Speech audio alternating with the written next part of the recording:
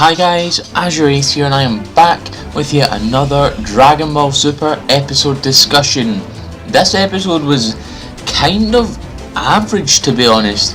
In comparison to like other episodes we've had in this arc, this episode is like so average. It's okay in some points. The animation and art is a little iffy here and there, and it just wasn't, up to standard with this arc. But every arc can have its one episode where it isn't up to standard and it's a little, low-ish on the budget, but you know what, it was okay for what it was. But here we go as we come to episode 62 of Dragon Ball Super. 世界は俺が守る。トランクス怒りのスーパーパワー炸裂。 The episode begins where it left off last week with that amazing Trunks transformation. Trunks and Black begin to fight and Trunks is holding out quite well, but Zamasu teleports in and they both get him in the gut with a kick. They make their whole supernova attack thing, but Trunks is just so overpowered right now. He lifts the ball and just throws it up with it exploding, and it seems like he gains consciousness of the form as his pupils in his eyes do reappear. He pummels Zamasu to the ground and continues beating on Black. Zamasu tries to get back, but Vegeta stands in his way. Trunks pummels Black to the ground and at point blank range fires a ki blast into his face. Obviously that's not enough to kill Black. Black is still alive, but Trunks is the first person to make this man bleed. Trunks made Black bleed. That's absolutely insane how he did that, and not even Goku or Vegeta could do that. Vegeta and Zamasu appear and Black joins in as they both finish him off, putting Vegeta down for the count, sending their ki blast at Trunks again. But Trunks is seriously really tough. He powers up, goes to hit them, misses, then fires off the Masenko again at them, then begins firing just a barrage of ki blasts at them as he tells Vegeta to take Bulma and Goku and go back to the past and figure out a way to beat them. Bulma sets up the time machine, Vegeta gives Mai the Senzus, and they head back to the past as Black tries to fire a ki blast at them, with Trunks intercepting for the save, allowing them to escape safely. They appear back and Kid Trunks and the Pilaf gang are waiting for them, and oh boy, Beerus says that he knew there would be nothing wrong. Then Bulma gets out of the time machine and she goes off on one at Beerus, telling them nothing had changed. Beerus thought that Trunks may have been right anyway. This makes Bulma even more angry. Vegeta then gets out and gives the Pilaf gang Goku's body, and they take off Goku, who's now being held in a healing chamber at Capsule Corp, kinda like how he did in the Namek saga or the Frieza saga. Vegeta tells Beerus and Whis that all Kaioshins and Gods of Destruction have been wiped out in all universes of the future, and explains the whole thing behind Zamasu from the present actually being in Goku's body and the future Zamasu getting immortality and such. Beerus decides to leave, basically saying he's done his bit by killing Zamasu in the present timeline. It's not his problem anymore as Whis and Beerus head off. We see Kid Trunks waking up Goten, which is nice to see Goten returning. We also see Chi-Chi, Krillin and Gohan return, with Chi-Chi asking him where Goku has been because he hasn't been around, and Gohan is carrying a bunch of food that Chi-Chi made for Goku. Vegeta's walking around himself through Capsule Corp. Bulma tells Goten and Trunks to go hide as Chi-Chi and Gohan appear before her, asking where Goku has been and such. Shu comes out saying that the time machine is all ready for going back to the future, and which makes Chi-Chi even more suspicious. Then Vegeta finds Goten and Kid Trunks, then Piccolo and Krillin appear, and finally Goku appears with a bandage now around the hole where Black had stabbed him in, and Chi-Chi asks what happened, and he says he got beat up by himself, which confuses Chi-Chi, which I thought was kind of funny. We then switch to inside Capsule Corp as Bulma explains the entire situation about Black and Zamasu, and I find it very intriguing how Gohan is feeling about the situation. He looks genuinely shocked and worried about Trunks now. Could this be the revitalization of Gohan? More on that in a second. Vegeta keeps telling them over and over that there's no way they can beat them in a head-on fight, and then we finally get the reveal from the leaks. Piccolo says there's one way they can beat them, and he's using that brilliant tactician mind he has. He says they can use the Mafuba, otherwise known as the evil containment wave in the dub. which is the move that Master Mutai Ito used to seal up Piccolo Daimao or Demon King Piccolo in Dragon Ball, and the move that Master Roshi tried to use to also seal up Piccolo Daimao. We get a really awesome redrawn scene of Master Roshi trying to seal him up, which I found was amazing, and the Pilaf gang also remember Piccolo Daimao.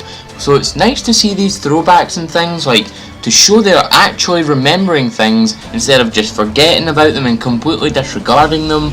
Piccolo says that they can seal them away and goes to demonstrate the move, but Goku just instant transmissions away to Kame House right away, asking Master Roshi to teach him the Mafuba.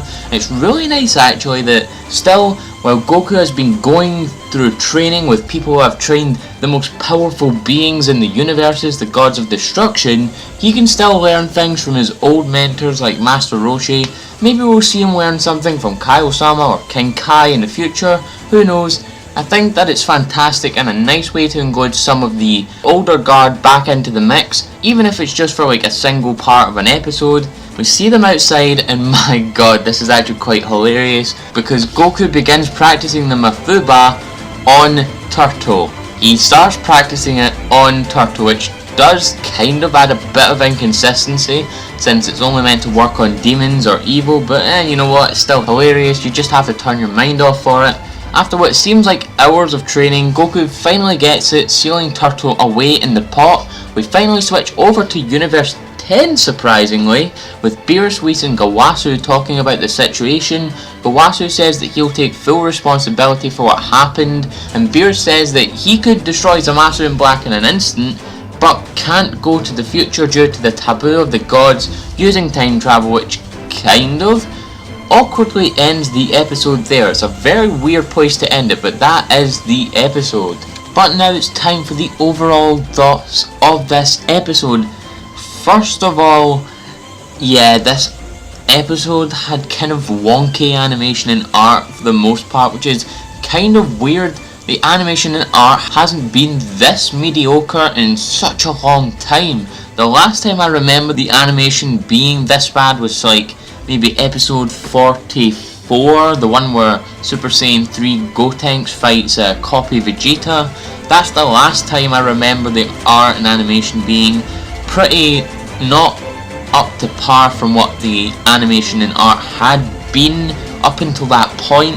But you know what, like I did say at the start, there allowed room for, you know, mistakes, you know, bad looking episodes here and there. It wasn't all bad, some of it looked very good, like the scenes with Goku training for the Mafuba, that looked very good. Some of the scenes at the start with Trunks fighting Black and Zamasu looked very good, but overall it was kind of average. But next week's episode, wow, the animation for that looks amazing. We'll get into that in a moment. Next thing I want to talk about is the possibility of Gohan's revitalization as a plot character and not just like a side character. That would be absolutely amazing. Do I think he's going to be in this arc? No. Do I think he's going to be in the next arc? Yes. The reason why I say that is because if there's no arc planned next, after this arc, it's going to be the Omniversal Tournament arc. And now, I guess, if I had to think logically, Beerus is probably going to include Monaka in the team again because, you know, Goku thinks Monaka is stronger than him and he wants to be, you know, at the same level as Monaka. But I really think that they are going to include Gohan in the team this time. Maybe they'll include Future Trunks as well. That would be absolutely amazing. So I would possibly have, you know, Goku, Vegeta, Future Trunks, Gohan and Piccolo. But that would mean Monaka doesn't get in the team, but oh well. So yeah, I don't think he's going to get involved in this arc, and especially because of the episode leaks for the titles and descriptions we've had pretty recently for 62 to 65. But I do think this is going to start him thinking, right, Future Trunks' future was in jeopardy, I wasn't there to help him, I really have to start training again. So that will be absolutely amazing if we get to see Gohan coming back in the next few arcs or the next arc of Super. The final part I want to talk about is the possibility of the Mafuba ending this arc. Do I like the idea?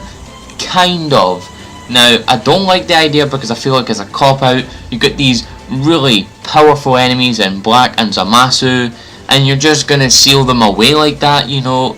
It's a bit of a bad ending. But then again, the Mafuba coming back after such a long time, after being in Dragon Ball, I think that is absolutely amazing that they're bringing back things that went through a lot of people's childhoods. Personally not mine, because I didn't grow up watching Dragon Ball. I grew up watching Dragon Ball Z. Obviously I did go back and watch Dragon Ball, but this, you know, the Mafuba is just coming back for a lot of people's nostalgia.